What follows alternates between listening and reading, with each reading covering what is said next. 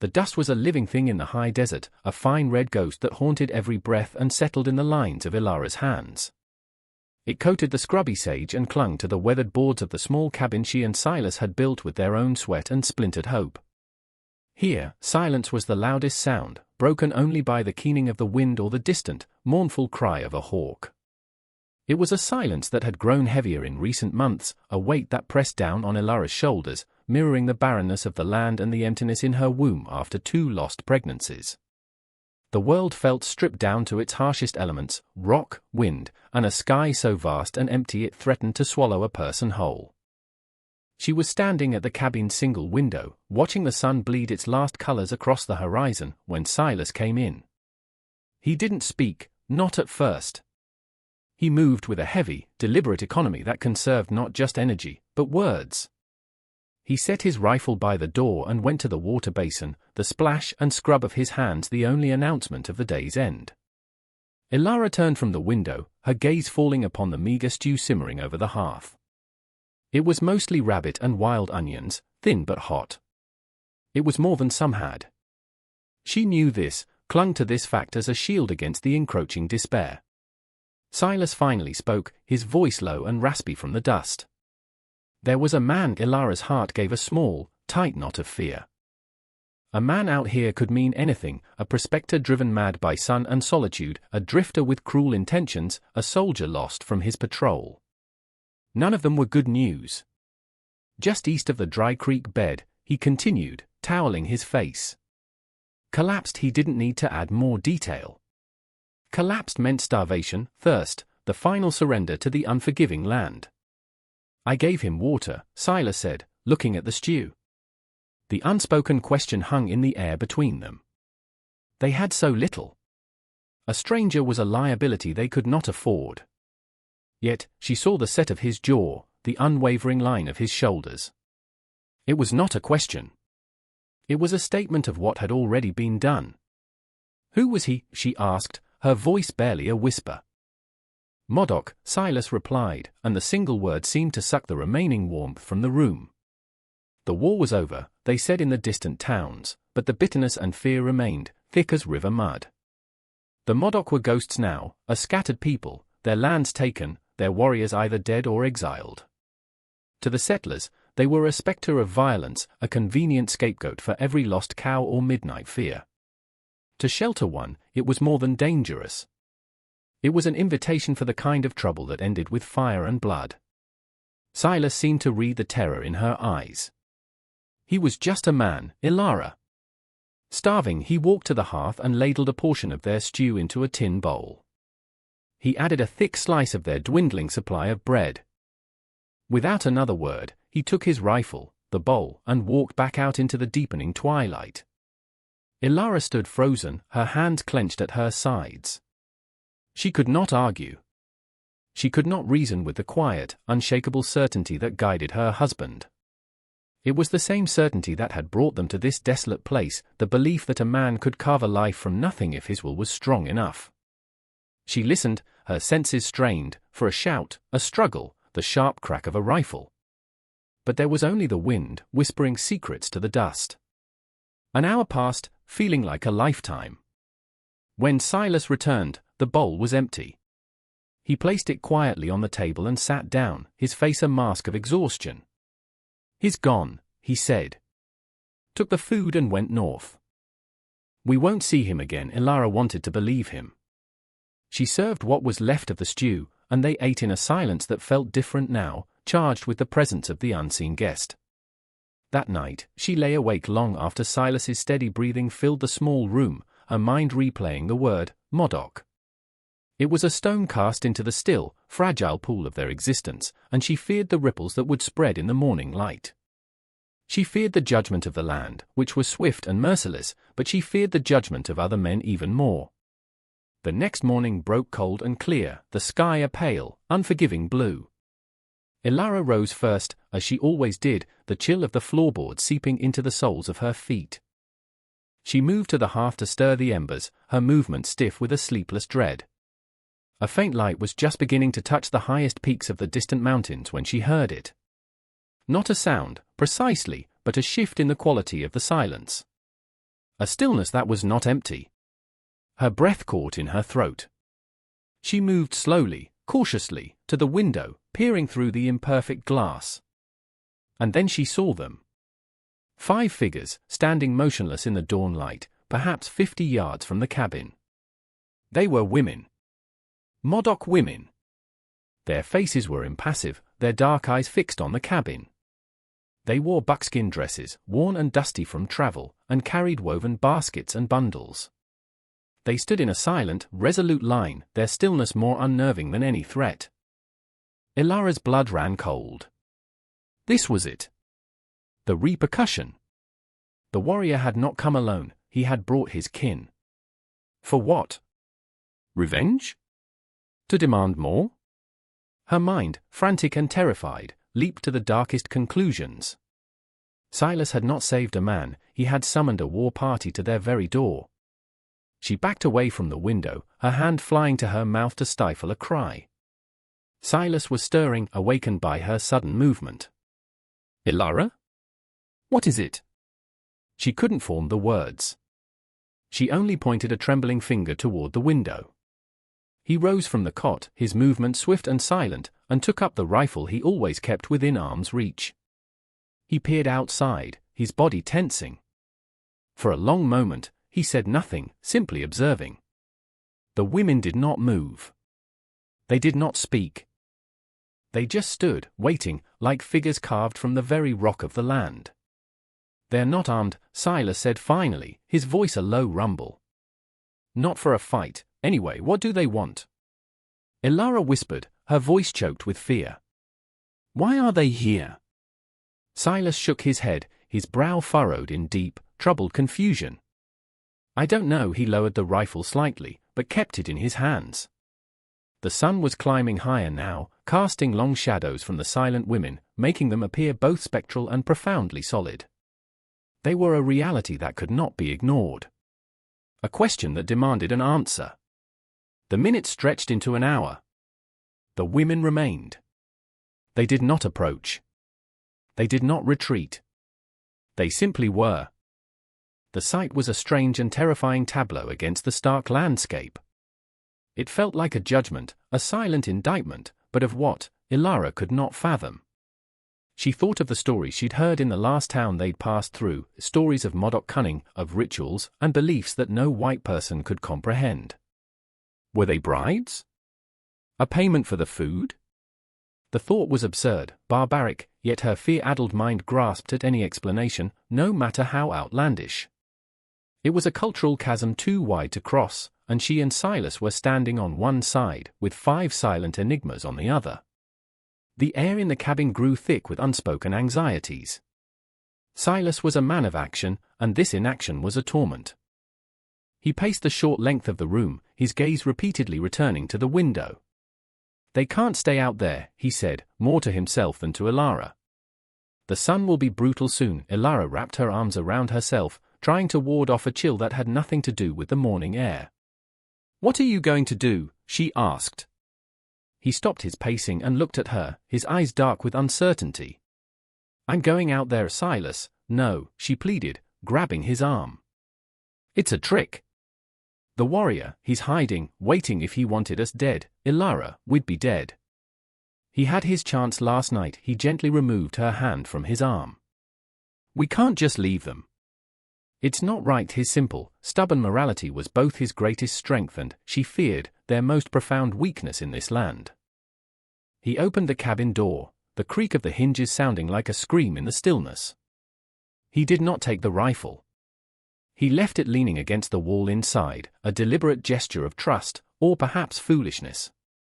Ilara watched, her heart pounding against her ribs, as he walked slowly, deliberately, toward the 5 women. The sun glinted off their dark hair. They did not flinch as he approached. They watched him with an unnerving calm, their expressions unreadable. He stopped about 10 feet from them, a lone, solid figure against the vast, empty backdrop. The silence stretched, taut and fragile. What words could possibly be spoken to bridge the gulf between their worlds? The sun climbed, beating down on the small homestead. Inside, Ilara watched, a prisoner of her own fear. Outside, Silas stood before the 5 women, the silence between them a palpable force. He made no grand gestures. He simply stood, his hands open at his sides, a man waiting for a sign he did not know how to read. Finally, he spoke, his voice carrying clearly on the dry air. "I am Silas. This is my home." It was a simple declaration, a statement of fact. There was no aggression in his tone, only a weary directness. The women did not respond. Their dark eyes remained fixed on him, their faces like masks of carved wood, revealing nothing of their thoughts or intentions. He waited. The wind stirred the dust around their feet. Then, the oldest of the women, her hair streaked with grey and her face a roadmap of hardship and dignity, took a single step forward. She did not speak. Instead, she slowly knelt, placing the large, tightly woven basket she carried on the ground. With deliberate movements, she opened it. Inside were not weapons or strange artifacts, but things of profound simplicity: dried roots, a string of smoked fish, and a bundle of medicinal-looking herbs. She pushed the basket forward an inch with the back of her hand, a gesture of offering. It was a gift. A repayment. Silas looked at the basket, then back at the woman's face. A flicker of understanding, or perhaps just deeper confusion, crossed his features. He gave a slow, formal nod. "Thank you." The woman rose, her movements fluid and graceful despite her age. And then, the true strangeness began. She turned not toward the wilderness from which she had come, but toward the meager plot of land beside the cabin that Ilara called her garden. With an economy of motion that spoke of long practice, she knelt and began to pull weeds from around the struggling corn stalks. Her fingers were nimble, certain. Another of the women, younger, with a long, solemn face, walked to the woodpile. She picked up the axe Silas had left there, tested its weight, and with a strength that belied her slender frame, began to split logs with sharp, efficient blows. A third woman noticed a tear in the canvas cover of their water barrel. She produced a bone needle and a length of sinew from a pouch at her waist and began to mend it.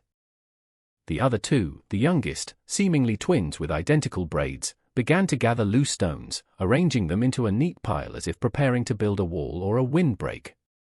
They did not speak to each other. They did not look to Silas for permission. They simply saw what needed to be done and began to do it. They were not asking for shelter. They were earning it. They were not brides. They were a workforce.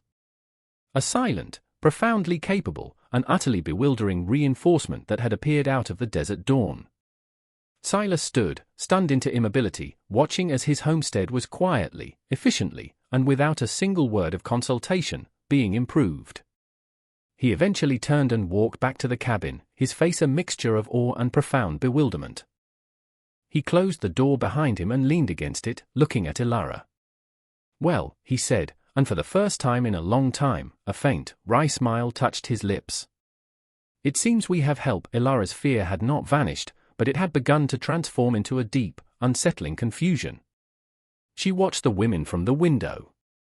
They worked with a seamless, intuitive coordination, as if they had been tending this very plot of land their entire lives. The sound of the axe was rhythmic and steady.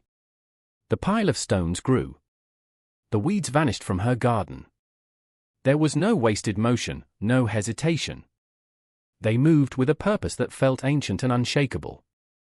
Her own small world, with its carefully managed routines and lonely struggles, was being quietly and irrevocably altered by forces she could not comprehend. The word the travelers used, bride, was so insultingly wrong, so completely inadequate to describe what was happening. This was not a transaction of flesh. It was something far older, a covenant of survival written in a language of labor and silent reciprocity. The warrior, Kale, had not been just a man. He had been a scout, a protector for these women. By saving him, Silas hadn't just saved a life, he had preserved the last guardian of this small, displaced family. And now, they were repaying that debt in the only currency they had left, their skill, their strength, their profound capacity to endure and to build. The 5 women were not a threat. They were an answer to a prayer Ilara had never dared to speak. Days bled into one another, measured not by the clock but by the sun's arc across the sky. A new rhythm established itself on the homestead, a quiet choreography of shared existence.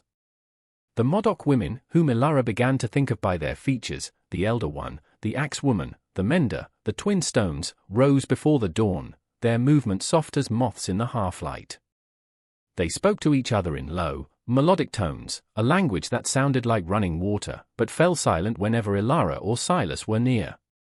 The chasm of culture and language remained vast, but it was being bridged, stone by stone, with small, unspoken gestures. Ilara found herself watching them, her initial fear slowly giving way to a grudging, then a genuine admiration. The elder one, whose name she eventually learned was Nuna, seemed to possess an encyclopedic knowledge of the land. She would return from walks with her basket full of plants Ilara had always dismissed as weeds, using them to create salves that healed the cracks in Silas's hands and teas that soothed the ache in Ilara's back. The axe woman, Kimi, not only kept the woodpile stacked high but could repair a broken wheel or reinforce a fence post with an ingenuity that rivaled Silas's own. The mender, Lena, seemed to have a sixth sense for entropy, her needle and sinew constantly at work, patching clothes, reinforcing seams, making their meager possessions last beyond their expected life. The twins, Aya and Isha, were tireless, their energy boundless as they cleared stones, dug irrigation ditches, and tended the garden with a devotion that seemed to coax life from the reluctant soil. Ilara felt a strange sense of inadequacy. Her own routines, once the cornerstones of her life, now seemed clumsy and inefficient. She would bake bread, and one of the twins would shyly offer her a handful of crushed nuts to knead into the dough, making it richer and more nourishing. She would wash clothes, and Lena would show her, through gesture alone, how to use a certain root to remove a stubborn stain. They were not teaching her as a superior would a student, but simply sharing knowledge, adding their stream to her own. The first true bridge was built over a piece of cloth. Ilara had a shawl, one her mother had made, its fine wool now thin and snagged from years of use. It was her one beautiful thing, a link to a softer, gentler life. One evening, as she sat mending it by the firelight, her fingers fumbling with a particularly bad tear, Lena approached. The mender stood silently for a moment before kneeling beside Ilara. She gestured toward the shawl, her eyes asking a gentle question. Hesitantly, Ilara handed it to her. Lena took it with a reverence that surprised Ilara. She examined the tear, then produced her own needle, impossibly fine and carved from bone, and a thread that seemed to be spun from spider silk and shadow. Her fingers moved with a hypnotic grace, not merely closing the hole, but weaving a new pattern into the fabric, a delicate, interlocking design of leaves and vines that strengthened the worn wool while adding an unexpected beauty. She was not just repairing it, she was honoring it. When she finished, she handed it back to Ilara. The repair was a small, intricate work of art. Ilara looked from the shawl to Lena's face, and for the first time, she saw past the stoic mask to the quiet intelligence and artistry beneath. "Thank you," Ilara whispered, the words feeling heavy and inadequate. Lena simply met her gaze and gave a small, almost imperceptible nod. It was more than a thank you. It was an acknowledgement. A thread had been mended not just in the shawl, but between them. The men from the nearby settlement of Holloway's Gap came on a Tuesday. Ilara knew them by sight, Mr. Holloway himself, the portly, sweating man who ran the general store and held the mortgage on half the homesteads in the territory, and Sheriff Miller, a man whose authority came more from the shine on his badge than any inherent strength of character. They rode up slowly, their horses kicking up plumes of the ever-present dust, their eyes taking in the scene with a mixture of suspicion and undisguised greed. They saw the impossibly neat woodpile, the thriving garden, the newly reinforced fence. They saw the 5 Modoc women who had stopped their work and now stood together, a silent, watchful phalanx near the side of the cabin. Holloway dismounted, his bulk straining the seams of his waistcoat. Sheriff Miller remained on his horse, his hand resting casually on the butt of his pistol. "Silas," Holloway called out, his voice oily with false bonhomie. "Heard you've taken on some." New help. Silas emerged from the barn, his face grim. Ilara came to the doorway of the cabin, her heart beginning its familiar, frantic beat. "They're welcome here, Holloway," Silas said, his tone leaving no room for argument. Holloway let out a wheezing laugh. "Welcome? Son, do you know what you've brought to your door? These are savages. Likely runaways from the reservation. Thieves, or worse." His eye scanned the women, lingering on the younger ones with a lecherous appraisal that made Ilara's stomach turn. "The folks in town are getting nervous," Sheriff Miller added, his voice flat and officious. "They don't like the idea of a Modoc camp setting up so close. It's unsettling." "This is not a camp. This is my home," Silas stated, his voice dropping to a dangerous low.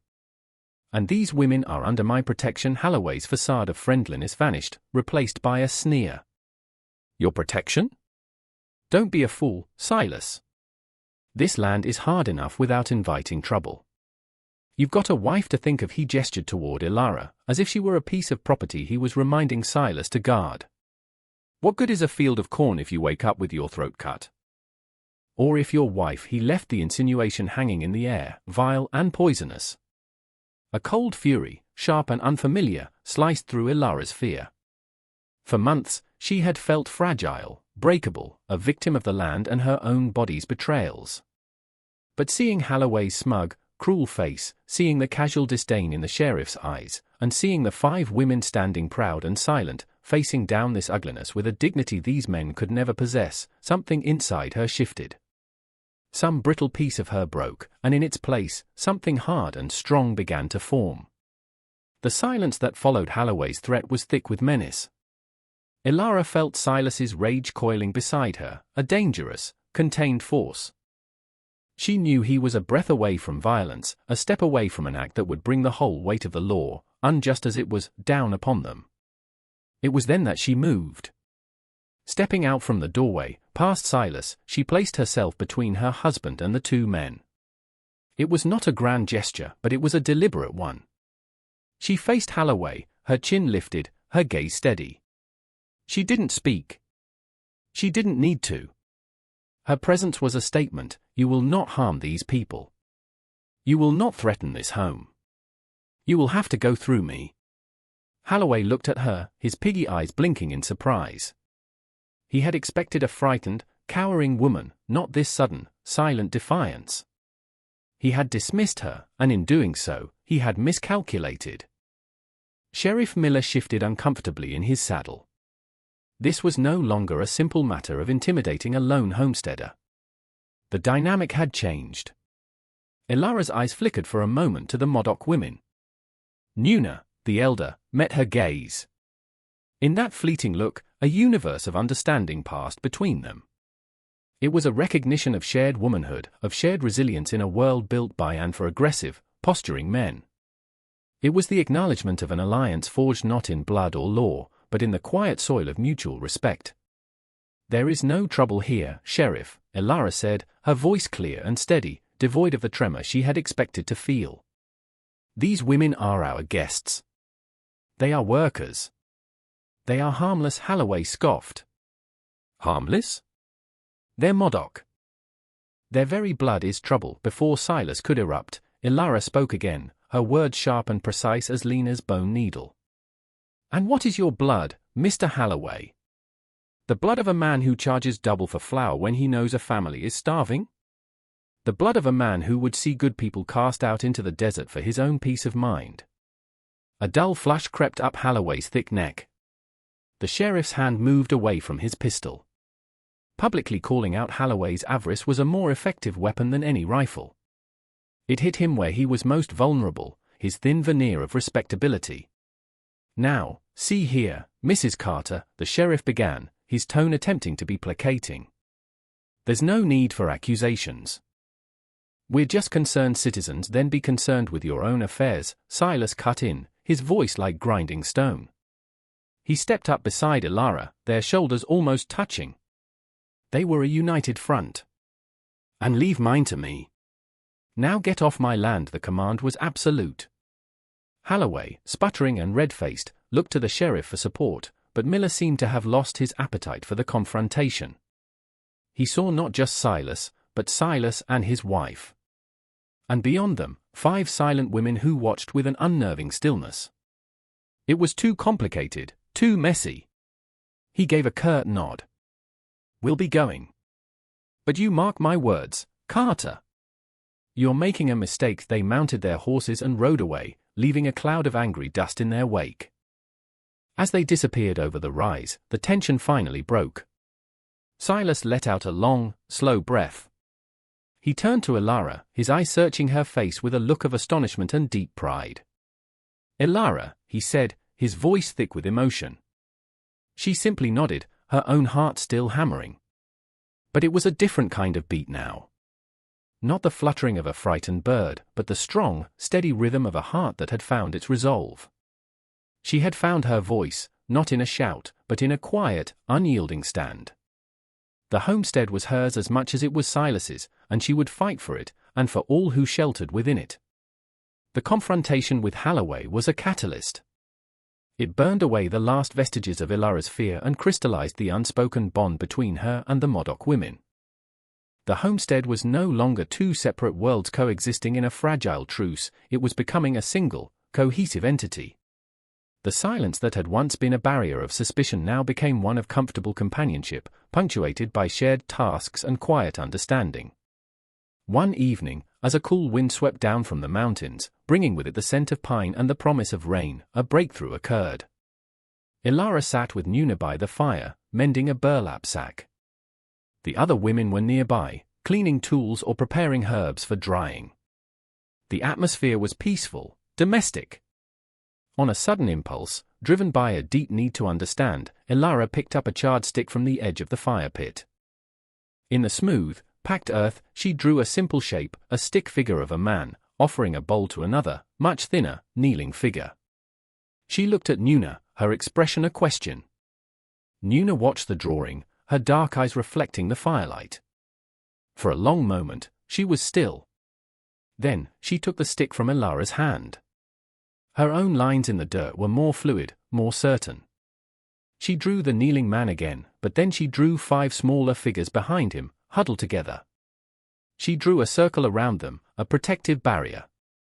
Then, her hand moved to another patch of dirt. She drew a scene of chaos, flames, men on horseback with rifles, falling figures. The story was brutal, stark, and unmistakable. A raid. A massacre. Her village, destroyed.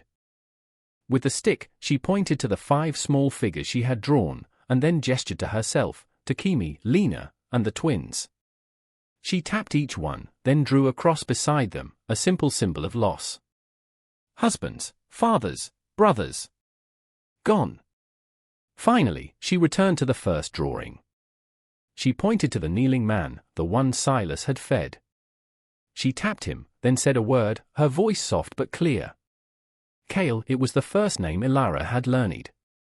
Nuna then pointed to the 5 women, and then to Kale, linking them together. He was their brother, their cousin, their last remaining male protector. She then pointed to the drawing of Silas offering the bowl, and then to her own people, and then back to the work they did, the garden, the woodpile, the mended cloth. The meaning was devastatingly clear. This was not a payment. It was a life debt. In their culture, when a life of such importance was saved, the debt was honored by the entire clan. They had offered the only thing they had left to give, their collective strength, their skills, their unwavering loyalty. They were placing themselves and their survival in the hands of the man who had saved the slender thread of their future. The story of the 5 brides was a grotesque white man's fantasy, a misinterpretation born of arrogance and ignorance. The truth was far more profound, a testament to honor, grief, and a desperate, dignified bid for survival. Elara looked at Nuna, her eyes stinging with tears. She saw not a mysterious Souther, but a woman who had lost everything, a matriarch holding her shattered family together with sheer will. She reached out and placed her hand over Nuna's, her skin warm against the older woman's cool, calloused flesh. Nuna did not pull away. She turned her hand over and squeezed Elara's, her grip surprisingly strong. In that touch, the last wall between them crumbled into dust. The story, now understood, changed everything. The women were no longer guests, they were family. A strange, patchwork family born of tragedy and a single act of kindness, but a family nonetheless. Ilara began to learn their names, their language, a trickle of new sounds in her mind. Kimi, the axe woman, had a quiet, wry sense of humor that appeared in a rare glint in her eye. Lena, the mender, had a daughter who had been lost in the raid, and her constant mending seemed a way to hold a fractured world together. The twins, Aya and Isha, were not stoic, but shy, and would sometimes break into whispered giggles when they thought no one was watching. Ilara, in turn, shared her own story, her own grief. She spoke of the baby she had lost, a sorrow she had always held close and secret. She could not speak their language, and they could not speak hers, but Nuna listened, her eyes filled with an ancient, knowing compassion. She understood the language of loss. One afternoon, Nuna led Ilara away from the cabin, into the scrubby hills. She pointed out a small, pale flower, one Ilara had never noticed. She made gestures of a swelling belly, of rocking a baby, and then gave Ilara the flower, indicating she should drink it in a tea. It was not a guarantee, but it was a gesture of profound empathy. It was medicine for the body, but also for the soul. They were women together, sharing the burdens and the small hopes that made up a life. The homestead, once a place of silent, lonely struggle for Ilara, was now filled with a quiet, purposeful energy. It was a sanctuary, a place of healing. But the peace they had built was fragile, and the shadow of Holloway's Gap still loomed on the horizon. The peace was broken on a starless night. The wind was restless, rattling the window frames and carrying with it a scent of wood smoke that was too close, too acrid. It was Silas who heard it first, the low murmur of voices, the clink of metal, the unsteady tread of multiple horses. He was out of the cot in an instant, rifle in hand. "Ilara, stay inside. Don't light the lamp outside." The vague shapes of a dozen riders materialized in the gloom, their forms made monstrous by the darkness. At their head was Holloway, his face pale and determined in the faint starlight. Sheriff Miller was with him, but he looked uneasy, his authority usurped by the mob mentality he had helped to create. They were drunk, most of them emboldened by whiskey and their own festering fears. "Carter!" Holloway bellowed, his voice slurring slightly. "We're done talking. We gave you a choice. Send the savages out, or we burn you out." The threat hung in the air, thick and ugly. Inside the cabin, Ilara's heart hammered, but the cold fury from before returned, chasing out the panic. The Modoc women were already awake, gathered in the center of the small room. There was no fear on their faces, only a grim, watchful readiness. They had seen this before. They knew the face of this kind of hate. "There'll be no burning tonight, Holloway," Silas called back, his voice a low, steady growl from the darkness of the doorway. He was just a silhouette, but the rifle he held was a clear and deadly line. "Go home. Sleep it off." A nervous shuffling went through the mob. They had come for an easy victory, to intimidate a lone man and his wife. They hadn't counted on this level of calm resistance. But Holloway, his pride stung and his mind clouded by drink, would not be deterred. "He's bluffing," he shouted to the others. "There's one of him.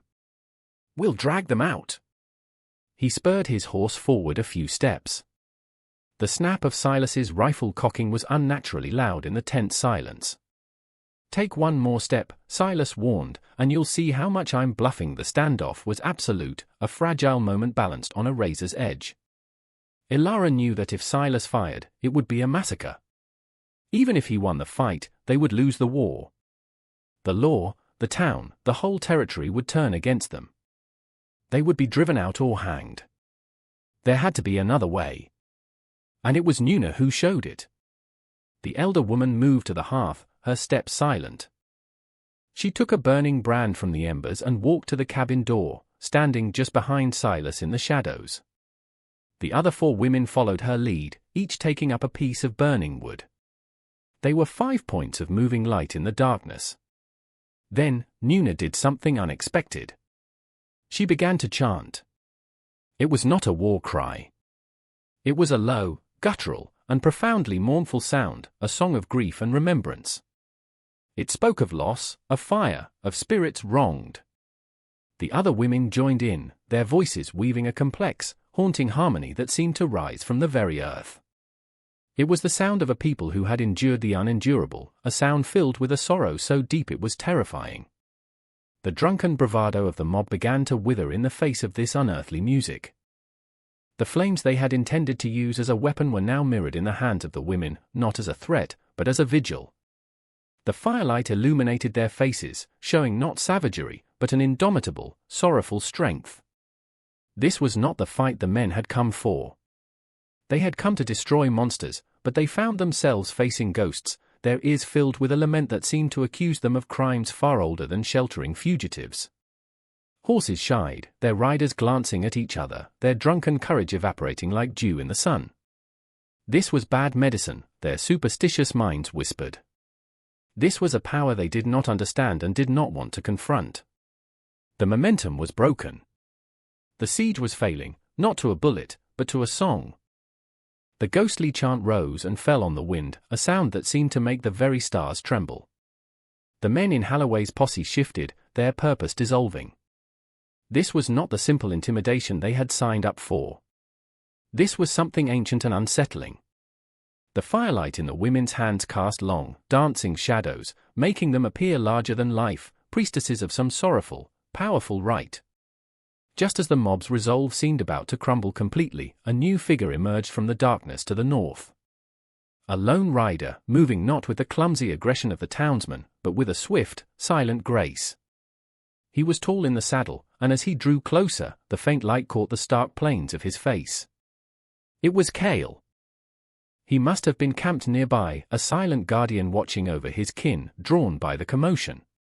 He carried a bow, not a rifle, and had a quiver of arrows slung over his back. He didn't ride into the fray. He simply stopped his horse on a slight rise of ground, positioning himself on the mob's flank. He was a spectre of vengeance, a physical embodiment of the threat they had all feared, yet he made no move.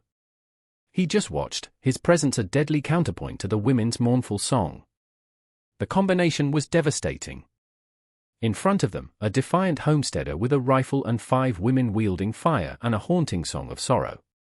To their side, a silent Modoc warrior, poised like a hawk on a branch. The circle was complete. Holloway stared, his jaw slack. The drunken rage had been scoured from him, replaced by a primal, superstitious fear. He looked from Silas to the women, then to the silent warrior on the hill. He was surrounded, not by force of arms, but by a form of power he could not comprehend. Sheriff Miller saw his chance. This was his opportunity to reassert control and prevent a bloodbath he clearly wanted no part of. "That's enough, Holloway," he said, his voice sharp and sober. "It's over. We're leaving," but Holloway started to protest, but the sheriff cut him off. "I said, it's over? This is my jurisdiction, and I'm ending this. Anyone who stays is breaking the law." He turned his horse pointedly, his authority, however fragile, finally being used for peace. The other men, needing little encouragement, were already turning their mounts, eager to escape the eerie sounds and the unnerving presence of the warrior. They melted back into the darkness from which they came, their retreat hasty and ashamed. Holloway was the last to leave, casting one last look of hatred and confusion at the cabin before spurring his horse to follow. They were gone. The sounds of their retreat faded, leaving only the whisper of the wind and the dying embers of the women's chant. The firebrands were lowered, their light extinguishing one by one. Cale remained on the rise for a moment longer, a silent silhouette against the sky. He gave a single, almost imperceptible nod towards the cabin, a sign of acknowledgement, before turning his horse and disappearing as silently as he had arrived. The immediate threat was over, vanquished not by a bullet, but by a coalition of sorrow, strength, and an unbreakable, unspoken bond. The dawn that followed the siege felt like the first day of a new world. A fragile peace settled over the homestead, a quiet born not of emptiness, but of shared victory. The air was clean, washed by the night's tension, and the sun rose on a landscape that no longer felt hostile. It felt like home. A home that had been defended and consecrated by their collective will. There was no celebration, no triumphant recounting of the night's events. Words were unnecessary. Instead, a new, deeper level of communion settled among them. When Ilara emerged from the cabin into the cool morning air, she found Nuna already tending the fire, her movements as calm and deliberate as always. Kimi was sharpening the axe, its rhythmic scrape against the whetstone a song of renewed purpose. Lena was mending a tear in Silas's shirt, her stitches small and perfect. The twins, Aya and Isha, were already in the garden, their hands in the earth, coaxing life forward. Silas was reinforcing the corral fence, his movement steady, his presence a solid anchor in their shared space. It was a scene of profound domesticity, yet every simple action was imbued with the weight of the night before. They were not just performing chores, they were reaffirming their existence, strengthening the fabric of their unique, interwoven family. Ilara walked over to the water pump. As she worked the handle, Kimi came over and took a turn, her strong arms making the work easy, a simple, unspoken gesture of shared labor. Ilara looked at her, at the quiet strength in her face, and smiled. Kimi offered a rare, small smile in return. Later, as Ilara prepared the morning meal, she found Nuna had left a small bundle of the calming herbs on the table. It was a simple gift, an acknowledgement of the stress of the night, a mother's gesture of care. The barriers of language and culture felt gossamer thin now, almost irrelevant. They had spoken to each other in the universal language of courage, loyalty, and survival. They had faced down the ugliest parts of the world together and had emerged whole and stronger. Silas came and stood beside her as she looked out over the land. The garden was thriving, the fences were strong, the woodpile was high. The homestead, once a lonely outpost of desperate hope, now felt like a fortress. A sanctuary. "They'll be back," Silas said, his voice low. He was a realist. He knew Holloway's kind of hate did not simply vanish. "I know," Ilara replied, her voice calm. "But next time, we'll be ready." There was no fear in her words, only a quiet certainty. The we she spoke of was no longer just her and Silas. It was this entire, strange, and wonderful collective. It was the seven of them, a tightly woven basket, each strand supporting the others, strong enough to carry the weight of whatever was to come. She was no longer the fragile woman who had watched the dust and feared the silence. That woman was a ghost, left behind in another life. In her place stood a woman who had found her strength not in isolation, but in connection, who had found her voice not in shouting, but in standing firm. The land was still hard, the world still dangerous, but she was not alone. She looked at the 5 women, her sisters in all but blood, working in the morning sun, and she felt not a burden, but a profound and resilient hope.